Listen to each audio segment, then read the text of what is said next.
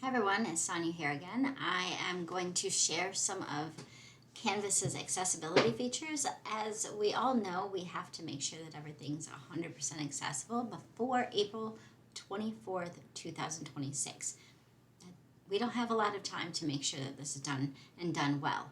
So, if you have over 500,000 participants, not just participants as far as students, but participants as far as community members, as far as parents, as far as people using the system, you have to have it done by April 24th, 2026.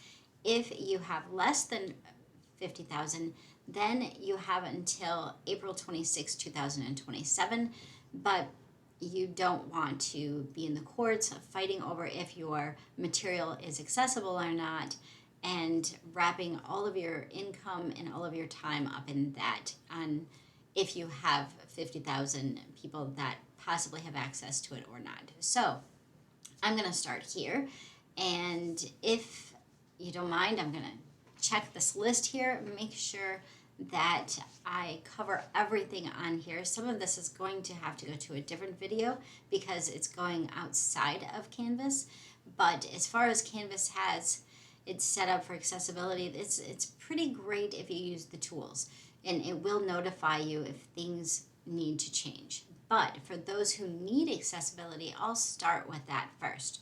So as I mentioned, WCAG 2.1 by April 24th, 2026, and let's look at what your account will provide for you.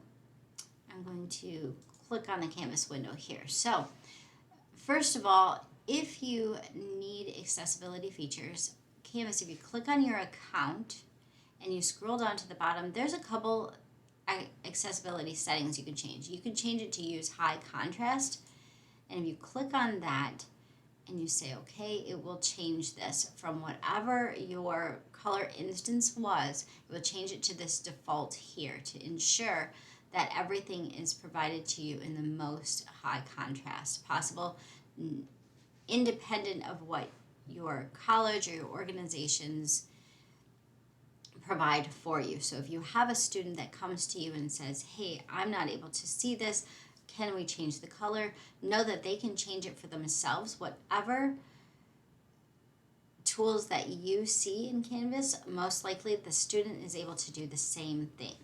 So there is use the high contrast, and then there's use the dyslexia friendly font, and I am dyslexic and I don't prefer this font, so it's up to what they like.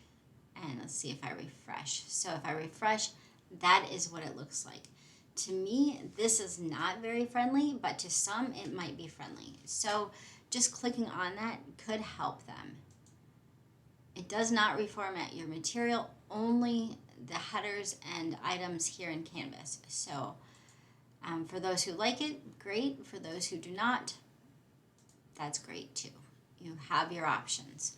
So there's those two items. Then there's notifications. Everyone gets to set their own notifications. So if you click on notifications there, account and then notifications, you can go down and you can select what type of notifications you want. If you want as a student or as an instructor, these are all pretty much the same, other than the managing of the course type notifications or grading. But grading is a notification that if students want to be notified when they're graded, they can turn it on or off. They can decide if they want that to be an email, or this says Twitter, or some instances have it turned on where you can text and push notifications for all devices. So you get to go in and turn it on or turn it off by day, by week, or notify immediately and turn it off. So that is one form of accessibility and communication, which is really nice to have. But just know your students can turn it off and you can turn it off. So I wouldn't rely on all of these unless you explain to your students that that's how you're going to notify them. Announcements are also sent out as notifications by email or text in some instances, but you will have to communicate with them that you're going to be sending announcements out, or make sure that announcements can be viewed within your course homepage. There is a QR code for mobile login to make it easy for those who need the accessibility feature of using a QR code instead of having to log in. And if there are security features set up for your instance, then this QR code will not be able to get anyone that's not supposed to be there in to your instance. Say that there's a student who's in the instance and the parent tries using the QR code for the parent, and the parent doesn't have the student's login, they're not going to be able to get in. And you know, it's definitely secure as your instance is, and some neighbor or whatever is not going to be able to use this QR code from the screen of a student and hit the QR code and be able to get into their course. It's just not even an option. So you can easily turn that on just like that, and no one's going to be able to get in, and the code will expire in 10 minutes, so it's not like they can take a picture now and save it for later. The next, and the QR code is different every time. So the next is, let's talk about the rich content editor. If you go into your course and you click on an assignment, or let's choose this assignment here. So we want to go into edit mode, and then in edit mode right here, you click on this and it will give you keyboard shortcuts. If you're the person who's editing and you need keyboard access, there are these keyboard shortcuts. And if you have things that are not correct, there will be a little red ball right here that will tell you that there's accessibility needs. And of course, this accessibility checker says that this page is good. I would love to have an example. So I'm going to change this image options here. I'm going to take this off and resave it. And it's going to tell me that, it's an invalid description. I need to add something. But if there were no descriptions in here, it would have a little red ball telling me that I need to go in and add a description. So that is alt text right there. There are other items that will put up a flag. If you have your headers in the incorrect hierarchy, it will also notify you there.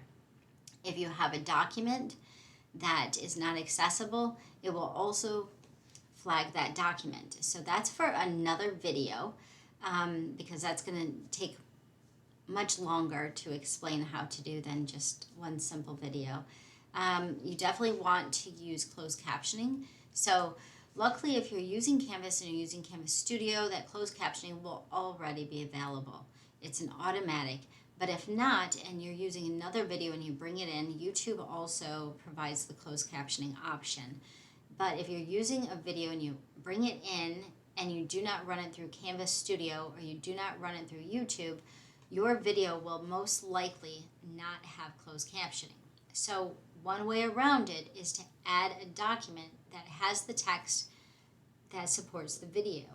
But that doesn't get you past WCAG 2.1. That video has to have those closed captions in there. And that's all for this video. There's an introduction to how to help yourself with accessibility features before April 24th of 2026. If you have any questions, or you're looking to how to do something here in Canvas, please reach out to me.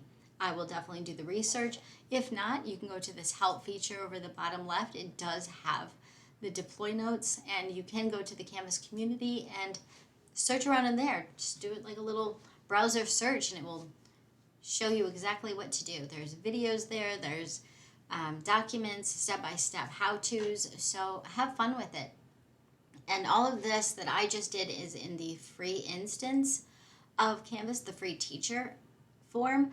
So if you want to play around and learn more about Canvas, this is an option for you. So you're not messing up any of your courses, or if you want to build something here and move it into the other instance, you can also do that. So take care and stay tranquil.